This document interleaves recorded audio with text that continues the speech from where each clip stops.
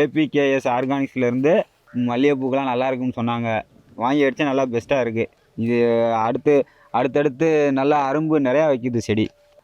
வெயில் காலத்துக்கு பார்த்தீங்கன்னா ஒரு 30 கிலோ வரைக்கும் ஏறிச்சு. கெமிக்கல் அடித்ததுக்கு பூ கொஞ்சம் சிறுத்தாப்பில் இருந்துச்சு. இதை அடித்ததுக்கப்புறம் கொஞ்சம் நல்லா பெருசாக இருக்குது. கெமிக்கல் மருந்து அடித்தப்போ பூ வெயிட்டும் இல்லை. இப்போ நல்லா காம்பு விரிஞ்சு கொடுத்து நல்லா வெயிட் வருது. அடித்தது வந்து 16 லிட்டர் டேங்கில் தான் அடித்து ஈவினிங் டைமில் தான் அடித்தேன். ஒரு டைம் ஈவினிங் டைமில் அடித்தேன், ஒரு டைம் காலையில் வெயில் ஏறதுக்குள்ளே அடிச்சிட்டேன் சார். அடித்தா நல்லா இருந்துச்சு. எந்த மருந்து அடித்தாலும் ஈவினிங் டைமில் அடிக்கிறது பெஸ்ட்டு.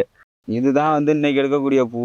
மீதி இருக்கெல்லாம் நாளைக்கு மறாவது எடுக்கக்கூடிய பூ. பெரும்பாலும் எல்லோரும் மல்லிகைப்பூ இது மாதிரி தான் பார்த்துருப்பீங்க.